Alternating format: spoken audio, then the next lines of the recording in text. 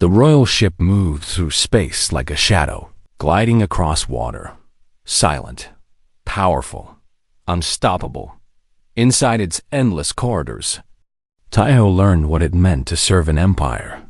They gave him quarters near the engine room. The room was larger than his entire repair bay on Station Orion. The bed was soft, made of materials he could not name.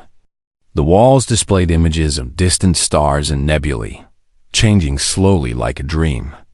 There was a food dispenser that created meals from nothing. Real food, not the recycled paste he had eaten for 12 years. He should have felt grateful. Instead, he felt like a prisoner in a golden cage. The first week passed slowly. Nobody spoke to him except the guards who watched his door. He was allowed to move freely within a small section of the ship, but most areas were forbidden. He spent his time studying the engine, learning its patterns, understanding its secrets. The technology was beyond anything humanity had created. The broken things spoke a universal language, and Taiho was fluent in it. On the 8th day, everything changed. A servant appeared at his door. She was Sereth, like the queen, with pale blue skin and silver hair. But her eyes were dark, not golden. That meant she was common blood, not royalty. She bowed slightly and spoke in a voice like music.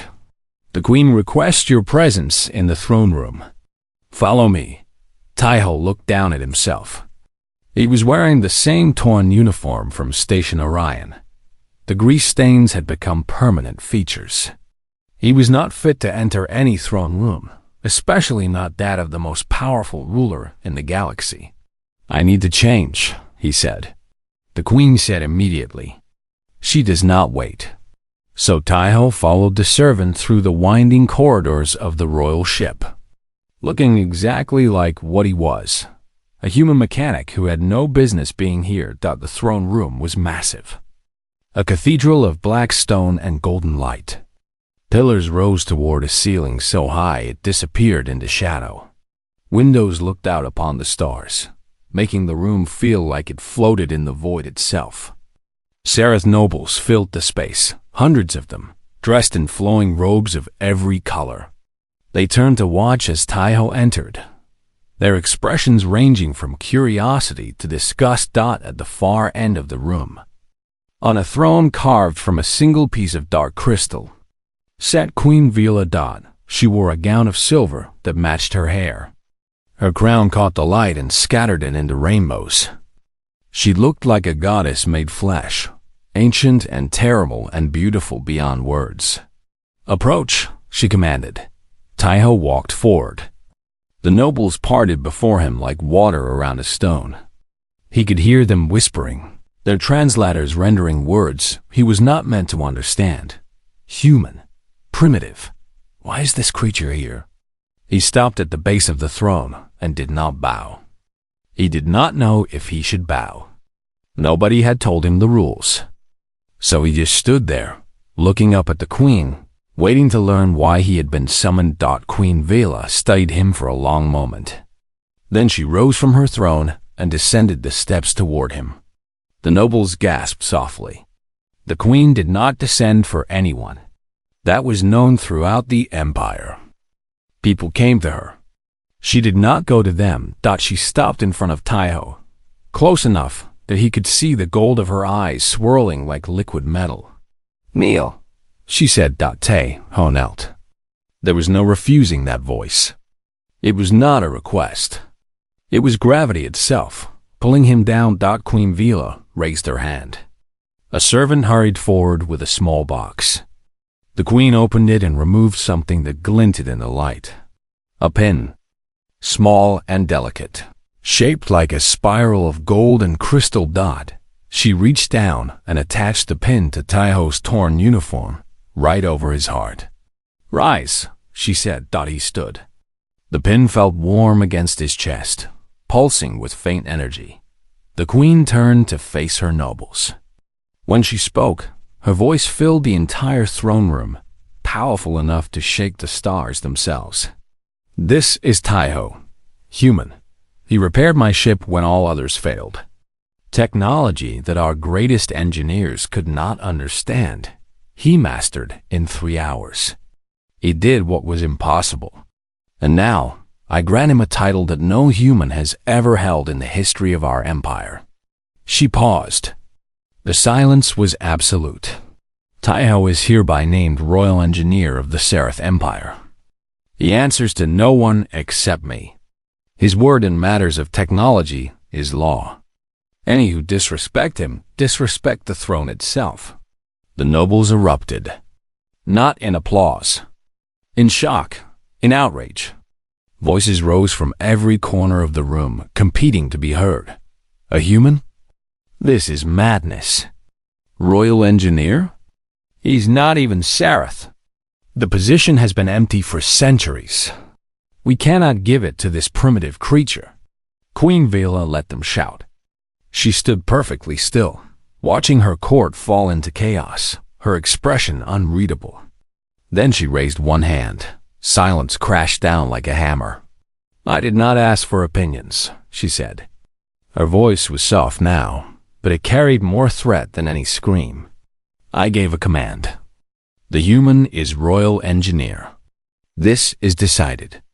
Anyone who disagrees is welcome to challenge my authority. I will personally oversee their execution. Nobody spoke. Nobody moved. The queen smiled, cold and satisfied. Good. We are finished here. She turned and walked back to her throne. The audience was over. A guard escorted Taiho out of the throne room. Behind him, he could hear the nobles beginning to whisper again, softer now, more careful. But the hatred in their voices was clear, even without his translator.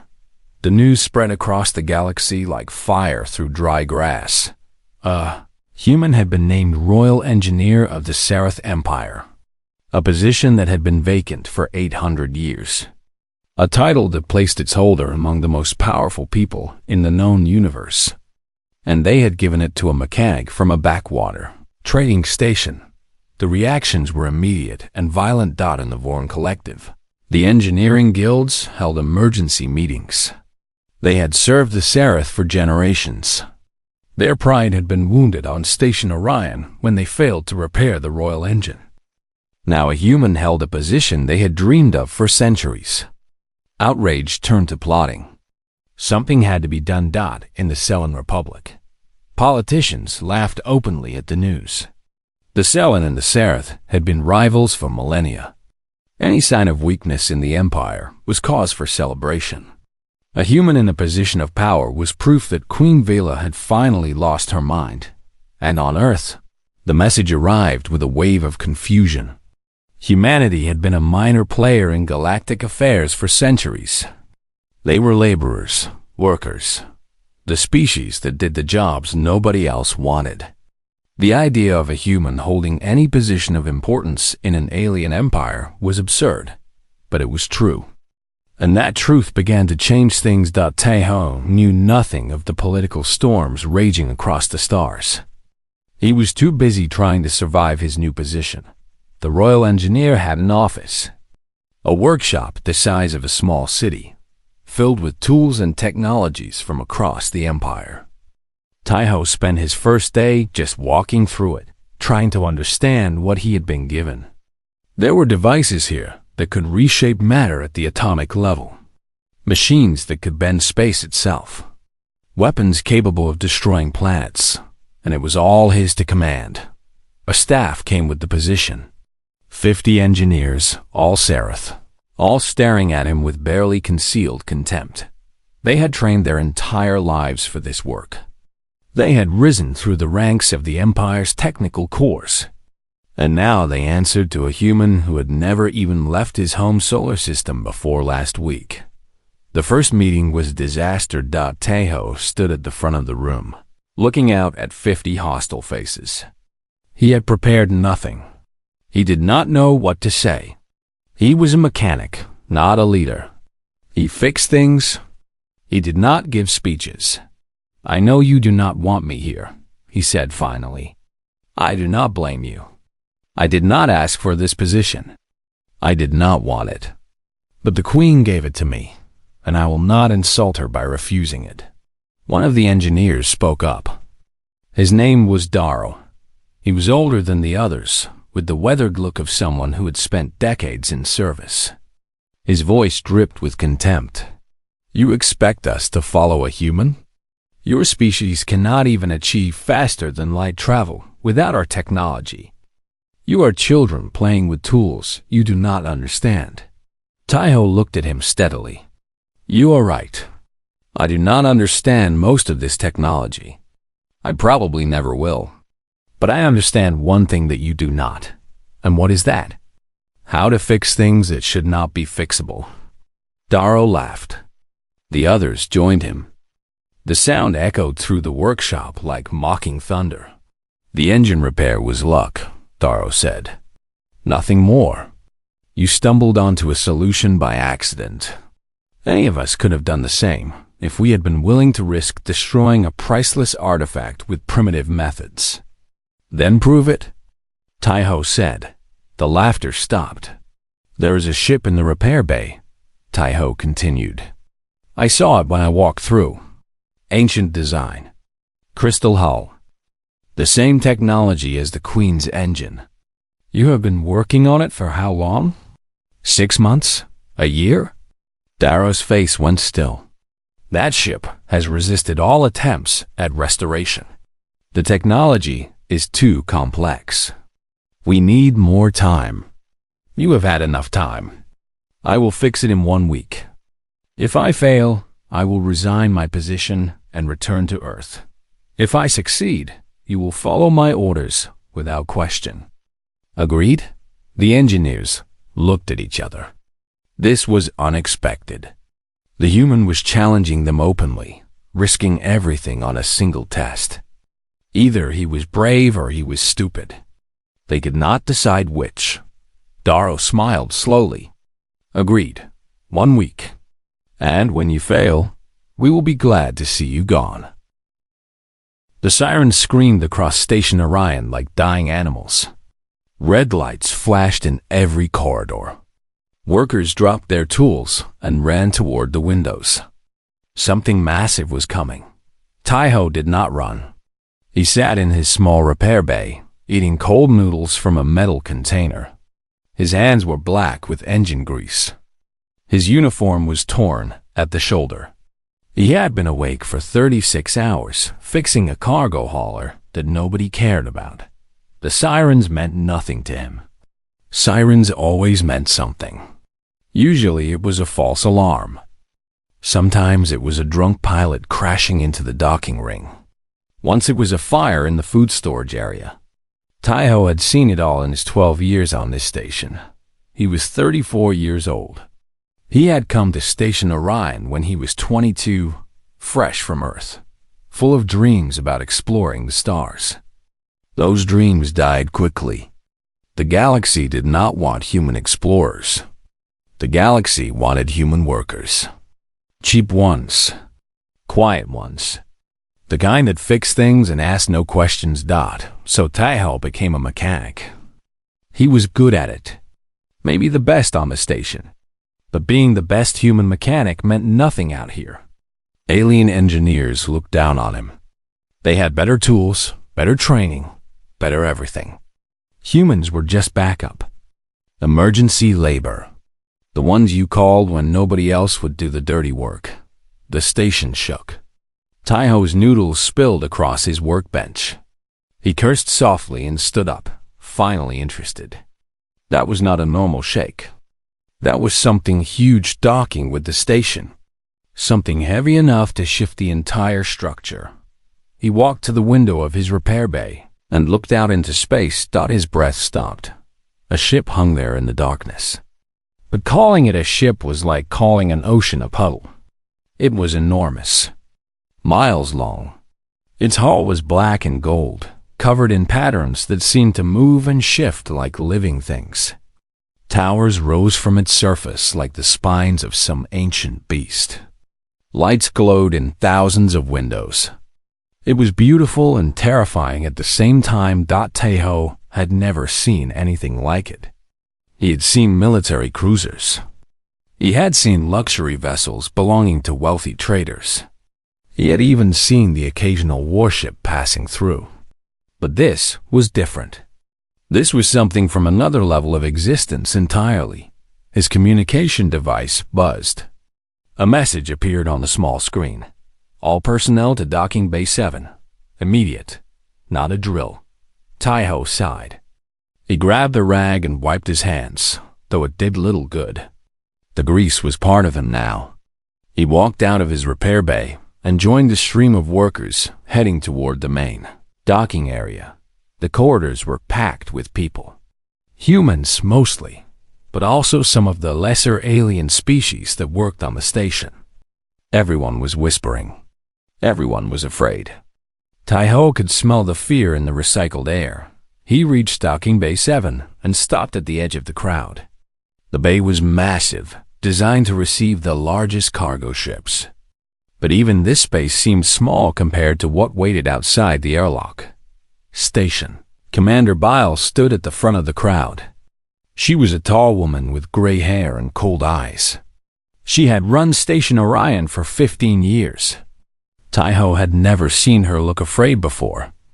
Tonight, her hands were shaking.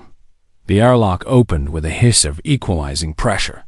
Soldiers walked through first. They were not human.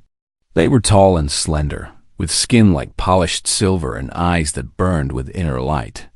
They wore armor that seemed to flow like liquid metal. Each one carried a weapon that hummed with deadly energy. They moved in perfect formation, spreading out to form 2 lines leading from the airlock. Then she appeared. Queen Vela of the Sarath Empire. Tai-Ho had heard stories about her. Everyone had. The Sarath controlled a third of the known galaxy. Their empire was ancient, powerful, and absolutely ruthless. And Vela was their ruler. She had taken the throne 60 years ago after a bloody civil war. Since then, she had expanded her territory by conquering 12 star systems. Some surrendered peacefully. Others were destroyed completely. She was tall, even taller than her soldiers. Her skin was pale blue, almost white, like ice under moonlight. Her hair was silver and fell past her shoulders in perfect waves. She wore a gown of black silk that seemed to absorb the light around it. A crown of twisted metal sat on her head, embedded with gems that pulsed with soft light. But it was her eyes that Tai-Ho noticed most. They were gold. Pure gold, with no white, no pupil. They swept across the crowd like searchlights, seeing everything, judging everything. Commander Biles stepped forward and bowed deeply. Her voice shook when she spoke. Your Majesty, Station Orion welcomes you. We are honored by your presence. How may we serve the Sarath Empire? Queen Vela did not respond immediately. She looked around the docking bay with an expression of mild disgust, like someone who had stepped in something unpleasant. My ship requires repair, she said finally. Her voice was cold and clear, like breaking glass. The main engine has failed. We detected this station and diverted here. Commander Biles' face went pale. Your Majesty, we are a simple trading station. We do not have the facilities to repair a royal vessel. Perhaps if you contacted your fleet. My fleet is 3 days away. Queen Vela interrupted. I do not have 3 days. You will repair my ship, now. Of course, Your Majesty. I will summon our best engineers immediately. Commander Biles turned and gestured frantically. Several alien engineers stepped forward. They were Vorn, a species known for their technical skill. They had 6 arms and compound eyes that could see in multiple spectrums. They were considered among the finest mechanics in the galaxy. The Vorn engineers approached the Queen and bowed. Their leader spoke in a clicking language that Tai-Ho's translator rendered into words. Great Queen, we are honored. Please show us to the damaged engine. Queen Vela nodded slightly. She turned and walked back through the airlock. The Vorn engineers followed her. The crowd began to relax slightly. The crisis was being handled. The aliens would fix the alien ship. Everything would be fine. Taiho returned to his repair bay. He had work to do.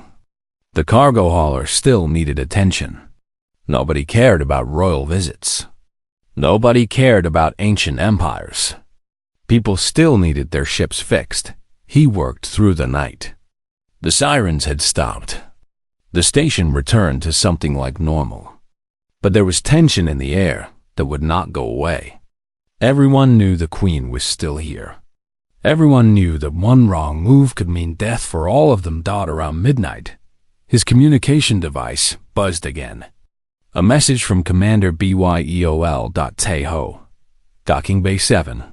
Immediately, he frowned at the message. What could the commander want with him?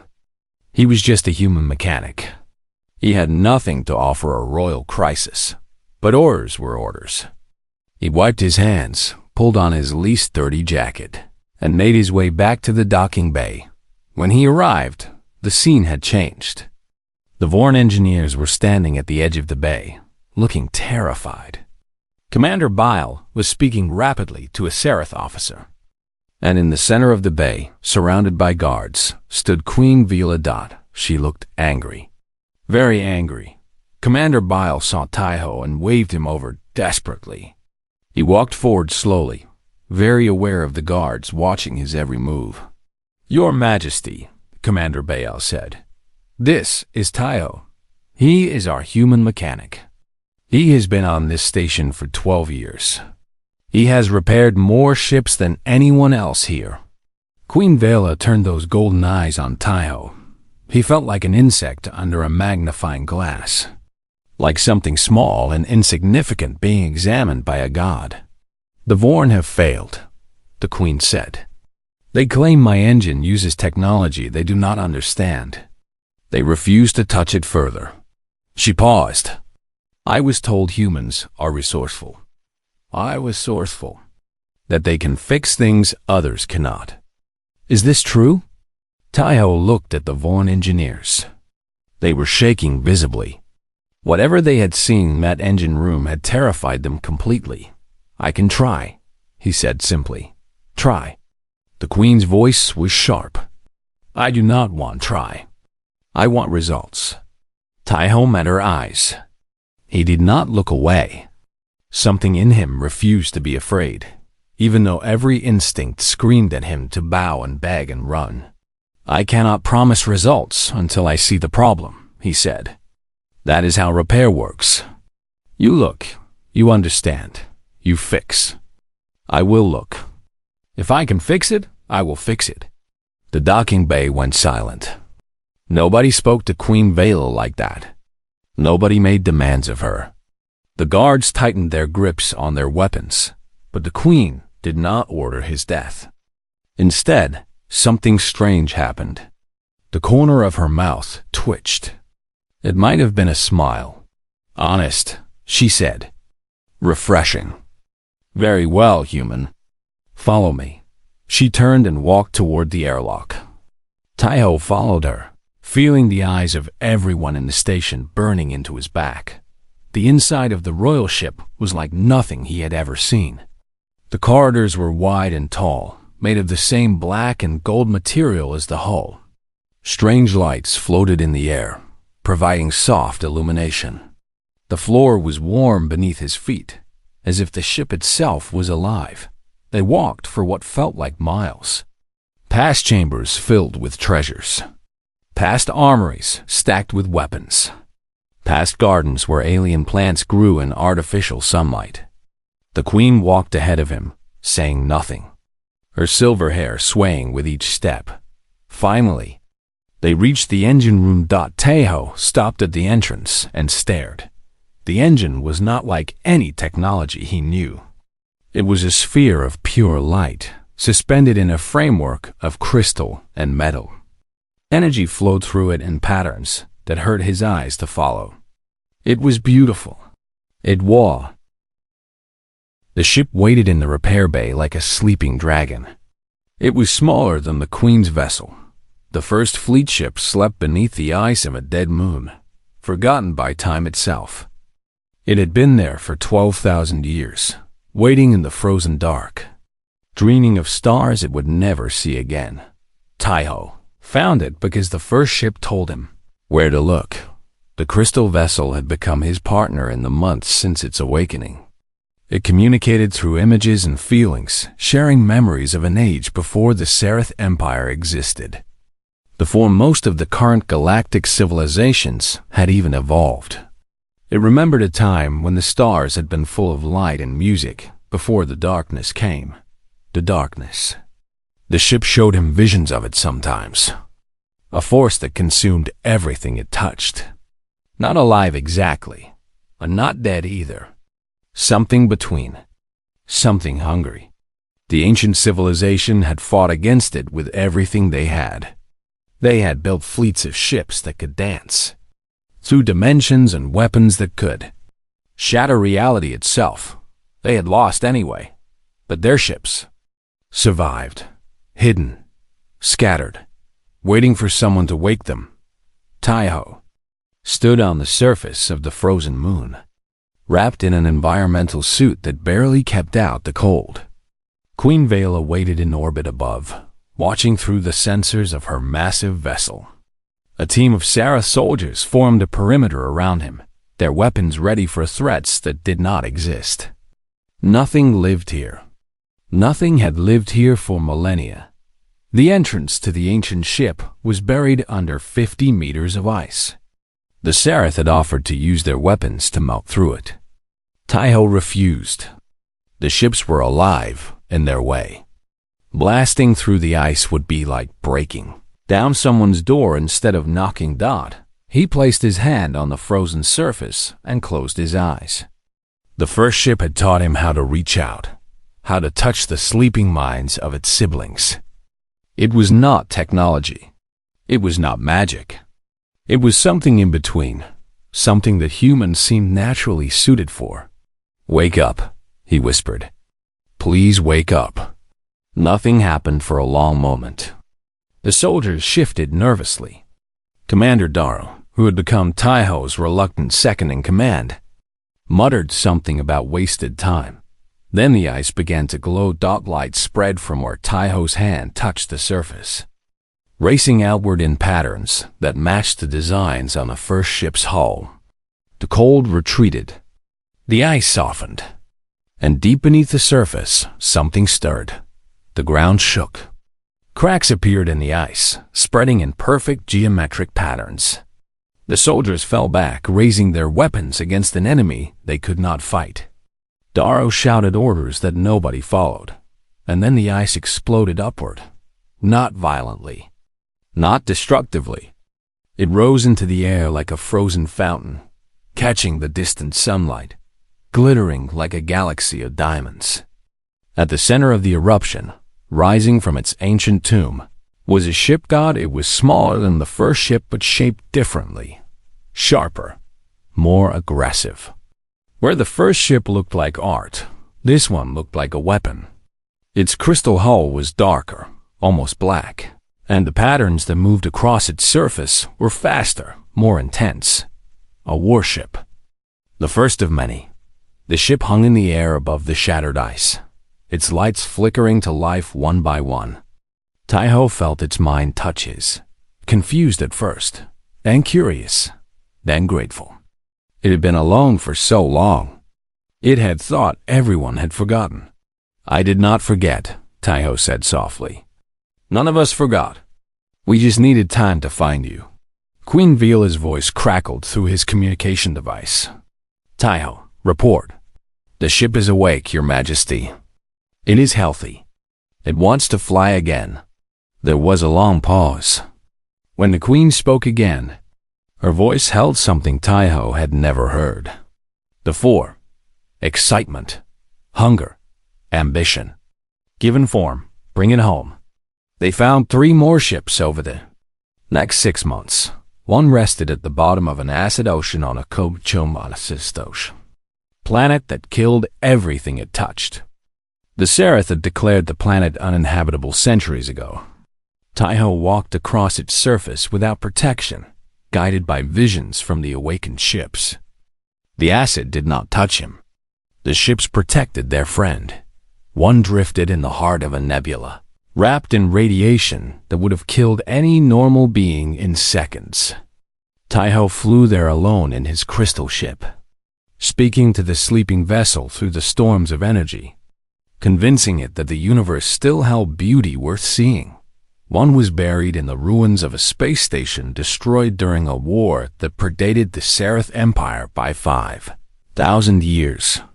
Corpses floated in the void around it, the remains of soldiers from civilizations that no longer existed. Taiho mourned for them, even as he woke the ship they had died trying to protect. Each awakening was different. Each ship had its own personality, its own memories, its own wounds. But they all responded to Taiho in ways they refused to respond to anyone else. The Seraph engineers tried to study his methods, to replicate his success. They failed every time. Whatever gift Taiho possessed, it could not be taught. The Queen called it intuition. The engineers called it luck.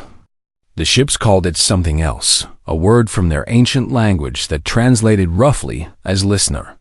Humans were listeners. They told Taiho through their shared visions. Your species evolved to connect, to empathize, to understand. Most civilizations forgot how to listen as they grew powerful. You never did. That is why we can hear you. That is why we trust you. Taiho kept this knowledge to himself. The Seraph did not need to know why humans were special. They only needed to know that they were. The fleet grew. 4 ships became 8. 8 became 16. Ancient warships, filled with technology that the modern galaxy could not understand, following a human mechanic who spoke to them like children. Words spread across the stars. Rumors became legends. The Seraph Empire had found something in the dark spaces between worlds. Something old. Something powerful. And they had found someone to control it. The Vorn Collective sent spies to learn more. They were caught and executed. The Selen Republic sent diplomats to negotiate access. They were refused and sent home with warnings. Other powers, smaller ones, began to ally themselves with the Seraph. Not out of loyalty, but out of fear. Whatever was happening in Queen Vela's empire, they wanted to be on the winning side. And then Nari arrived. Taiho was in his workshop when she came, studying star maps that the ancient ships had shared with him. The map showed locations where other ships might sleep. Hidden caches of technology left by the vanished civilization. Routes through space that the modern galaxy had forgotten existed. The problem was that he could not read them. The maps were not visual in the normal sense. They were patterns of light and energy, codes written in a language that predated modern mathematics. Taiho could feel their meaning when he touched them, but he could not translate that feeling into information others could use. A knock at his door interrupted his frustration. "Enter," he called without looking up. The door slid open. He expected Dara War, one of the other engineers. Instead, he saw a young woman standing in the entrance, looking around his workshop with wide, curious eyes. She was human. Taiho had not seen another human since leaving Station Orion. He had almost forgotten what they looked like. She was small, with dark hair cut short and practical. Her clothes were simple, the kind of thing a researcher might wear. She carried a datapad under one arm and had the distracted expression of someone whose mind was always working on multiple problems at once. "Who are you?" Taiho asked. "Nari," she said. "The Queen sent me. She said you needed help with translation." "Translation?" "These are not languages. These are ancient codes that no living species can read." Nari smiled. It was a bright smile, confident without being arrogant. "Languages, codes, patterns. They are all the same thing, really. Information arranged in ways that mean something. I am good at finding meaning." Taiho studied her for a moment. "You are human. How did you come to be in the Seraph Empire?" "I was a prisoner, originally, captured from a research station near the Outer Rim, but I have a gift for patterns. The Seraph found uses for me. Her smile faded slightly. When the Queen heard you were having trouble with the star maps, she sent for me. She said I was the best chance you had, and if you fail, then I go back to my cell, I suppose. But I will not fail. May I see the maps? Taiho gestured toward the display where the ancient star maps flickered and shifted. Nari walked over to them slowly, her eyes moving across the patterns, her lips moving silently as if counting something invisible. She reached out and touched the display. Her fingers traced the lines of light, following paths that Taiho had never noticed before. Beautiful, she whispered. The mathematics here are incredible. They are using a base 16 system nested inside a base 12 system, all wrapped in a geometric framework that represents spatial relationships in 11 dimensions. No wonder nobody could read it. You would need to understand all 3 systems simultaneously to decode even the simplest message. Taiho stared at her. You can see all that? Just by looking? Nari shrugged. Patterns are patterns. Once you understand how something is built, taking it apart is easy. She paused, her finger hovering over a particular cluster of light. This is a location marker. A planet, I think. In a system that, she frowned, calculating, that the modern galaxy has not mapped yet. Far beyond Seraph territory. Far beyond anyone's territory. The ship said there are more of their kind out there. Hundreds more. The assassination attempt came without warning. Taiho was walking through the corridors of the royal palace when the lights went dark. Emergency systems should have activated immediately. They did not. Someone had planned this carefully. He heard footsteps in the darkness. Multiple sets. Moving quickly. Surrounding him, his hand went to his belt, where a small device hung. A gift from one of the ancient ships. He had never used it before. He was not even sure exactly what it did. The ship had simply told him to keep it close, that it would protect him when nothing else could. The first attacker came from his left. A blade swept through the air where his head had been a moment before. Taiho ducked, rolled, pressed the device on his belt. Light exploded outward. Not harmful light. Not a weapon. Just illumination, sudden and blinding after the artificial darkness. Taiho saw his attackers for the first time. 6 of them. Seraph. All of them. Dressed in black. Their faces hidden behind masks. Professional killers. They recovered quickly. Too quickly.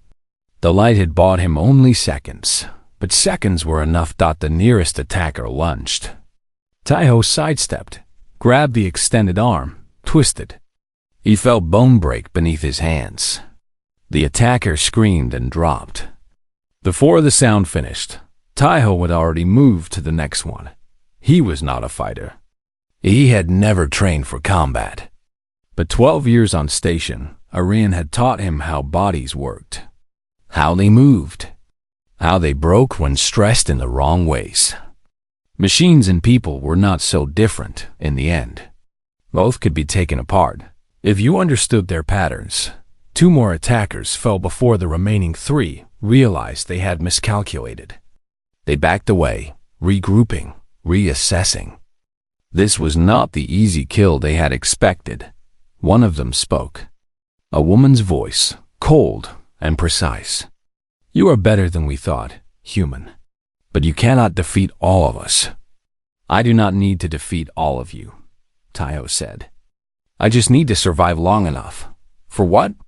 The answer came in the form of footsteps. Heavy ones, running. A lot of them. Queen Vila's personal guard burst into the corridor from both ends, weapons drawn. Targeting systems painting the attackers with death. The 3 remaining assassins looked at each other. They knew they were finished. Without a word, they raised their blades to their own throats. Stop them! Taiho shouted. Too late. 3 bodies hit the floor, joining the ones Taiho had disabled. The only difference was that these 3 would never talk. The guards secured the corridor while medics rushed to treat the wounded. Commander Darrow appeared at Taiho's side, his face pale with shock. "The Queen wants you in the throne room. Immediately. The attackers will be investigated. But the Queen's orders are clear. Now." Taiho followed Darrow through the palace, past more guards than he had ever seen before. The entire building was on lockdown. Whatever had happened, the Queen was taking it seriously. The throne room was empty, except for Queen Vela herself. She sat on her crystal throne, still and silent, her golden eyes fixed on the entrance. When Taiho approached, she spoke without greeting. "You killed 3 of them. With your bare hands. They were trying to kill me, obviously. What I find interesting is how you did it. You have no combat training, no augmentations, no weapons. Yet you defeated trained assassins who have killed targets far more dangerous than you." Taiho said nothing. He did not have an answer. Queen Viola rose from her throne and descended toward him. Her gown swept across the floor like liquid shadow. When she stopped in front of him, her eyes searched his face with an intensity that made him feel exposed. "I have been studying humans," she said, "since you came into my service.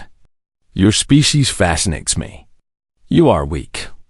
Individually, I mean, short-lived, fragile, limited. Any Sarath child could defeat a human adult in physical combat. Your technology is primitive. Your society is chaotic. By every measure, you should be irrelevant. And yet you fixed my engine when my engineers could not. You woke ships that had resisted all attempts at restoration for millennia. You taught yourself to fight in the middle of an assassination attempt. You adapt, Taiho. You adapt in ways that should not be possible." She began to circle him slowly, like a predator examining prey. "I ordered research into human capabilities.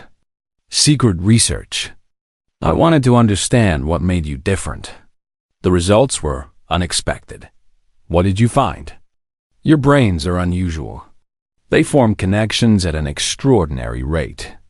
Most species specialize as they develop. Their neural pathways become fixed, efficient, optimal for specific tasks. Humans do not optimize. You remain generalists, flexible, ready to change at any moment." She stopped in front of him again. "Do you know what that means? It means you can become anything. Fighter, engineer, leader, artist. Your species has no ceiling. Given enough time and resources, you can match or exceed any specialist in any field. Not because you are naturally gifted, but because you never stop learning. You never stop adapting." Taiho thought about the assassins, about how his body had known what to do even though his mind had not, about how the ancient ships communicated with him when they refused to communicate with anyone else. "That is why the ships respond to me," he said slowly. "They were designed to work with adaptive species. Species that could grow alongside them instead of trying to force them into fixed roles. Yes, the ancient civilization understood something that the modern galaxy has forgotten. They built their technology to evolve, to change, to become more than it was. Such technology needs partners who can evolve with it. Most species cannot. Humans can." Queen Vela returned to her throne and sat down. Her expression had changed. The cold calculation was still there, but underneath it was something new. Respect, perhaps, or recognition. "The assassination attempt was not random," she said. "The Vorn Collective sent those killers. They have been watching your success with growing fear. They believe that if humans rise to prominence in my empire, their position will be threatened. They are correct. You want me to continue despite the danger? I want you to do far more than continue." She gestured, and a holographic display appeared between them. It showed a structure Taiho had never seen before. Massive, complex, a space station the size of a small moon. covered in the same crystal and gold patterns as the ancient ships.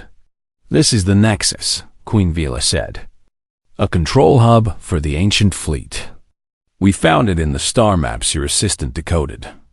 According to our analysis, whoever controls the Nexus controls all the ships. Every vessel. Every weapon. The entire fleet would answer to a single command. And you want to claim it. I want you to claim it. For me." The image zoomed in, showing details of the Nexus's surface. Damage.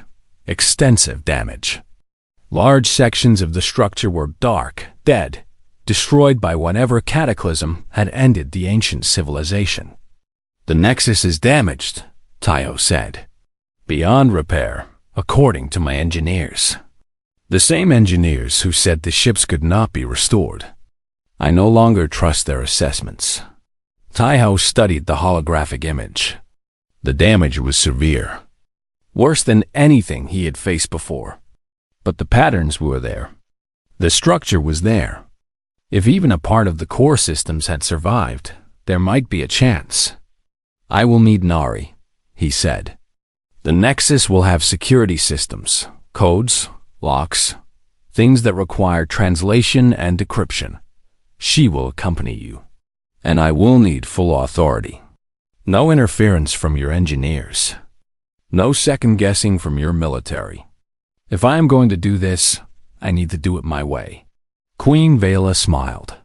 It was not a kind smile. It was the smile of someone who had just gotten exactly what she wanted. "I am creating a new position. Grand Architect. It will rank above all military and technical authorities in the Empire. Its holder will answer only to me. You will be the first to bear this title." Taiho felt the weight of those words settle on his shoulders. Grand Architect. Not just an engineer. Not just a servant. A position of real power. Real responsibility. And if I fail? You will not fail. I have studied your species carefully, Taiho.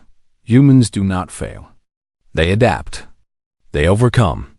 They find ways where others see only walls. That is what you will do at the Nexus. You have a lot of faith in a species you once considered primitive. I have faith in results. You have given me results. Continue to do so, and you will find that my gratitude has no limits.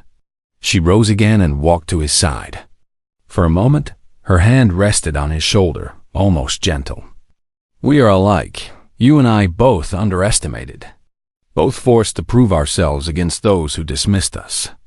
I was a weak princess once, expected to marry and produce heirs and die forgotten. Instead, I conquered an empire. You were a mechanic. Now you are Grand Architect. I am still a mechanic. The title does not change what I am. No, but it changes what you can do. And that is all that matters. She withdrew her hand and walked back to her throne. You leave tomorrow. Take whatever resources you need. Whatever personnel. Whatever ships. The Nexus is the key to everything. Claim it from me, and I will give you whatever you desire. Taiho bowed. It was the first time he had ever bowed to anyone.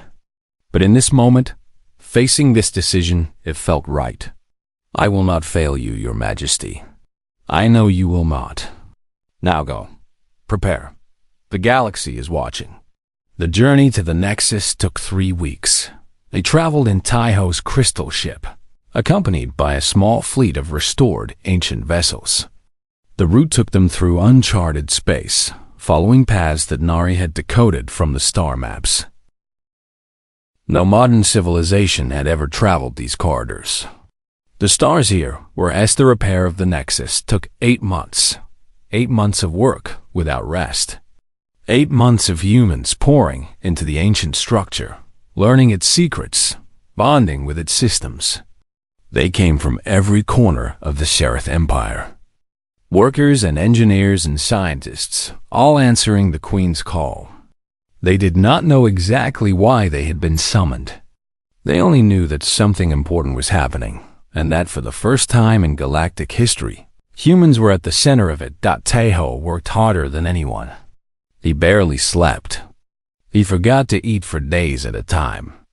Nari had to force him to rest, threatening to disable his access to the control matrix if he did not take care of himself.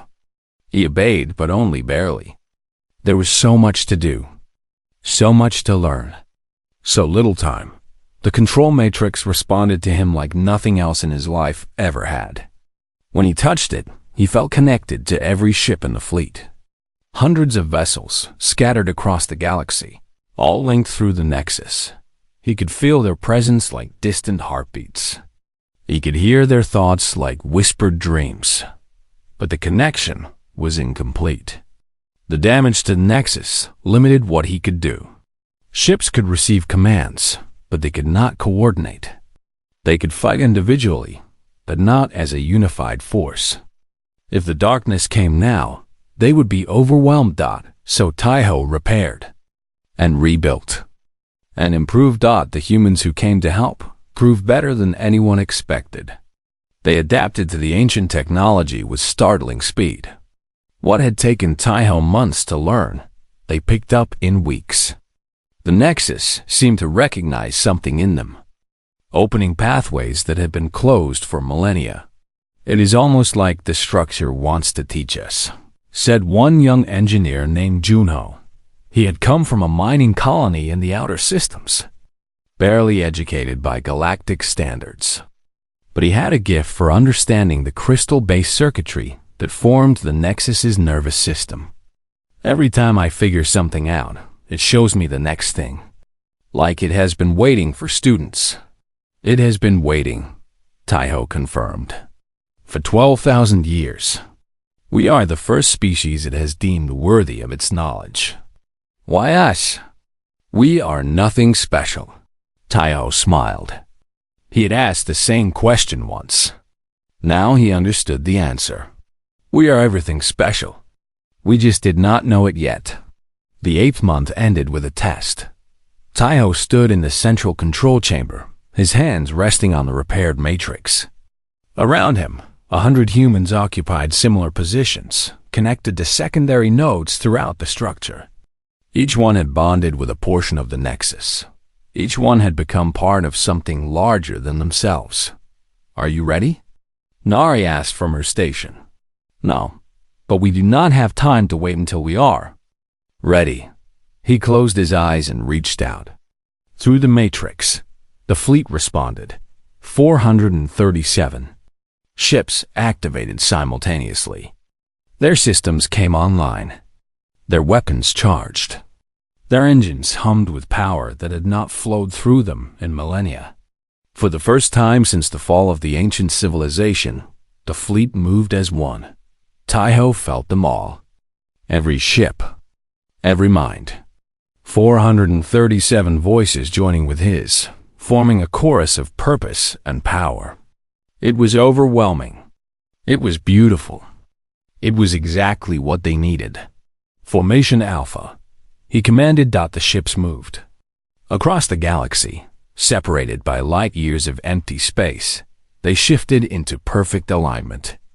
A defensive pattern designed to protect against attacks from multiple dimensions. The Nexus coordinated their movements with impossible precision, compensating for the limitations of faster-than-light communication. "It works," Nari breathed.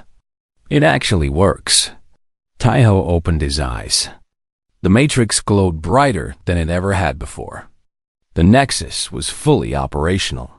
The fleet was ready. "Send a message to the Queen. Tell her we are prepared." Queen Vela arrived at the Nexus 3 days later. Her flagship emerged from hyperspace surrounded by an honor guard of Seraph warships. But those ships looked small now, primitive, compared to the ancient vessels that formed the restored fleet. Technology had advanced much in 12,000 years, but in some ways it had also regressed. The secrets of the ancients had been lost. Until now, the Queen entered the control chamber alone. She had left her guards outside, a gesture of trust that surprised everyone who knew her. She walked slowly through the space, her golden eyes taking in every detail. The repaired matrix, the humans at their stations, the power that hummed through the crystal walls. "You have done it," she said. Her voice was soft, almost reverent. "You actually did it." "The fleet is ready," Taiho confirmed. 437 ships, all under central control. We can coordinate attacks across multiple star systems simultaneously. We can respond to threats faster than any enemy can react. We can project power anywhere in the galaxy within hours. And the darkness? The threat you warned me about? Still out there. Still waiting. But now we have a chance. A real chance. Queen Vela walked to the central matrix. She reached out as if to touch it, then stopped, her hand hovering just above the glowing surface. Only humans can connect with these systems. My engineers have tried. My scientists have tried.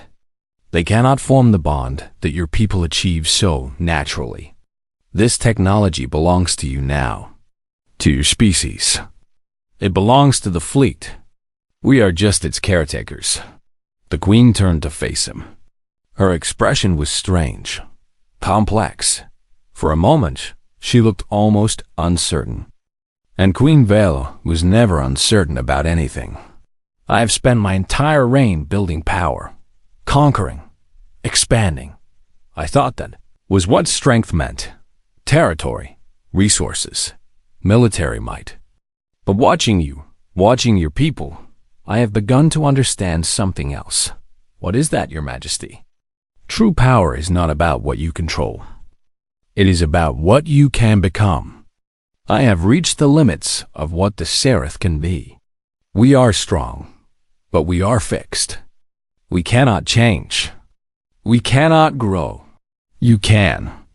Given enough time, enough resources, your species could surpass everything we have built. Everything anyone has built. She smiled. It was not her usual cold smile. There was warmth in it, appreciation, perhaps even something like affection. I chose well when I selected you, Taiho, better than I knew. I am still just a mechanic. Your Majesty. No, you are much more than that now. You are the grand architect of an empire. The voice of an ancient fleet.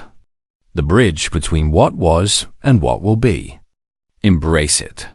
She turned back to the matrix, and this time she did not hesitate. Her hand pressed against the glowing surface. Nothing happened. The matrix did not respond to her touch. She was Seraph, not human. The ancient technology would not bond with her, but she did not look disappointed. She looked satisfied, as if the rejection confirmed something she had suspected. "It is time," she said. "Gather the fleet. We move on the Selen Republic first. They have mocked us for too long. Then the Vorn Collective. Then everyone else who thinks they can stand against us. You want to conquer the galaxy. I want to unify the galaxy. Under my rule. Under our protection. When the darkness comes, and I believe you when you say it will come, there cannot be division. There cannot be rival empires fighting each other while something worse devours us all. There must be one authority, one voice, one will. Yours, mine, and yours, and your people's." She looked at him steadily.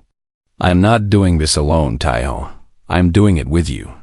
The Seraph will rule, but humans will serve at the highest levels. Partners, not servants. That is my promise." Taiho considered her words. He knew she was ambitious. He knew she was ruthless. He knew that her promise meant what she wanted it to mean, nothing more. But he also knew that she was right. The darkness was coming.